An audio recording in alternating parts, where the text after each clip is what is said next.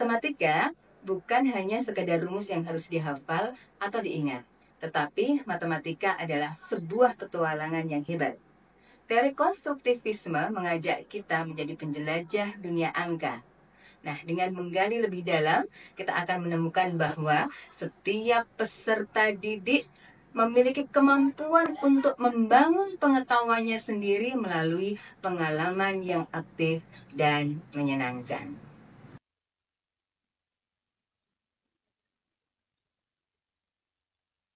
Assalamualaikum warahmatullahi wabarakatuh. Perkenalkan, saya Sri Wahyuni SSI, salah satu guru matematika SMK Negeri 7 Surakarta. Saya akan memaparkan tentang berbagi praktik baik pembelajaran berdiferensiasi bebas numerik. Prestasi peserta didik dalam kemampuan numerasi di SMK Negeri 7 Surakarta telah menunjukkan hasil yang cukup baik.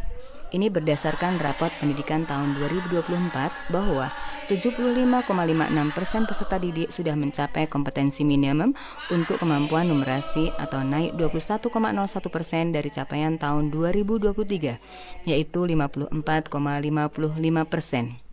Namun, untuk mempertahankan dan meningkatkan prestasi tersebut diperlukan inovasi dalam proses pembelajaran.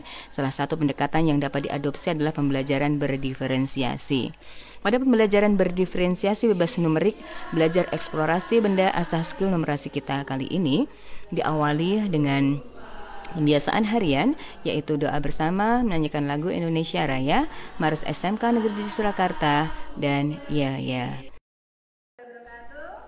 Setelah pembukaan menjelaskan tujuan belajar pada hari itu, saya memberikan asesmen awal tentang gaya belajar peserta didik dan pemahaman awal tentang konsep pola bilangan melalui link Google Form.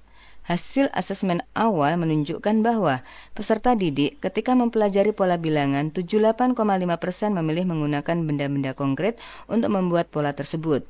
67,1% mendengarkan penjelasan guru atau teman, dan 48,1% melihat gambar atau diagram yang menggambarkan pola tersebut. Sedangkan untuk nilai rata-rata asesmen awal masih cukup rendah, yaitu 55,95. Dengan nilai tertinggi 80, terendah 20 dari nilai maksimal 100. Saya memaparkan materi awal pola bilangan, memberikan pertanyaan pemantik untuk mengulang kembali materi pola bilangan yang sudah pernah diterima waktu SMP.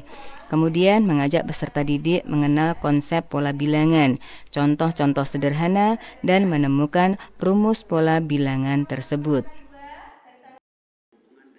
Peserta didik juga diajak menyaksikan tayangan video tentang barisan dan deret serta keajaiban deret Fibonacci. Kegiatan ini mengakomodir gaya belajar auditori dan visualisasi dari peserta didik. Selanjutnya, peserta didik diajak untuk mengeksplorasi secara mandiri, di mana peserta didik diminta untuk mencari informasi tambahan tentang pola bilangan dari berbagai sumber seperti buku paket, internet, atau majalah, dan mencatatnya di buku hal-hal penting yang perlu dicatat. Selain itu, saya memberi kesempatan kepada peserta didik untuk menanyakan hal-hal yang belum mereka ketahui. Di akhir sesi pertemuan pertama, saya memberikan penjelasan tentang kriteria penilaian untuk kegiatan pembelajaran pertemuan selanjutnya. Asesmen awal ini menjadi bahan diskusi bersama teman-teman sejawat, sharing tentang pembelajaran yang sesuai dengan keadaan dan kemampuan mereka. Di pertemuan selanjutnya, peserta didik dibagi menjadi 7 kelompok heterogen, masing-masing kelompok beranggotakan 5 sampai dengan 6 orang. Melalui kegiatan kelompok, peserta didik dapat saling bertukar pikiran dan perspektif, sehingga dapat memperdalam pemahaman mereka terhadap konsep matematika yang sulit. Kegiatan kelompok dapat meningkatkan kemampuan komunikasi matematika dan meningkatkan keterampilan kolaborasi dalam mencapai tujuan bersama serta meningkatkan motivasi belajar. Pada kegiatan ini, setiap kelompok diberikan tugas untuk menjelajahi benda-benda di sekitar mereka dengan menyusun 6 pola bilangan.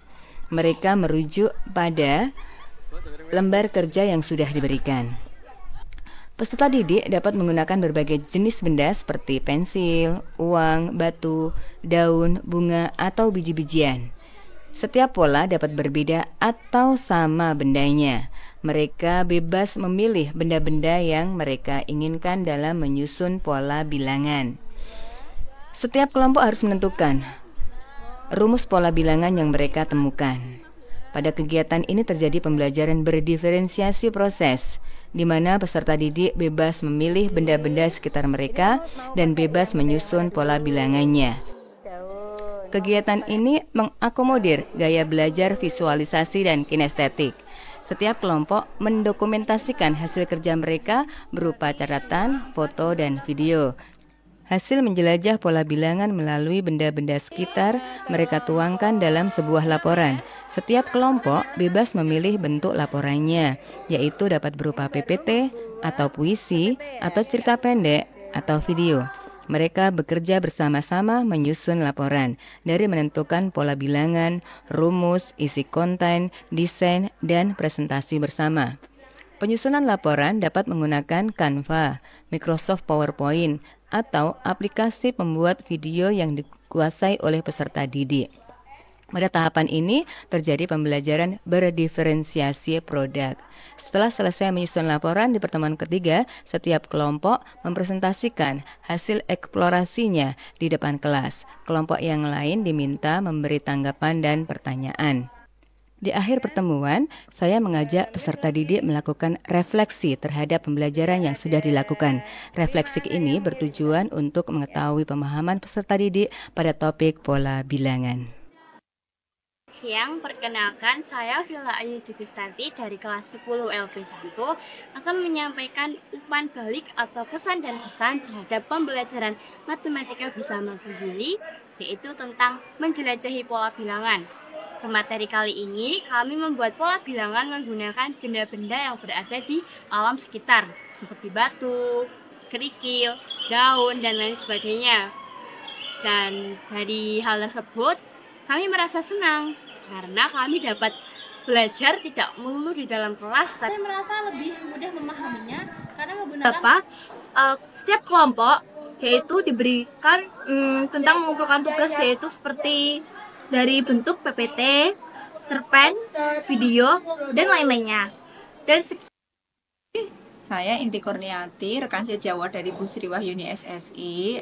Beliau sudah melakukan sharing pembelajaran praktik baik pada pembelajaran pola bilangan, di mana dalam praktik baik itu pembelajaran beliau adalah menggunakan diferensiasi, baik diferensiasi produk maupun proses.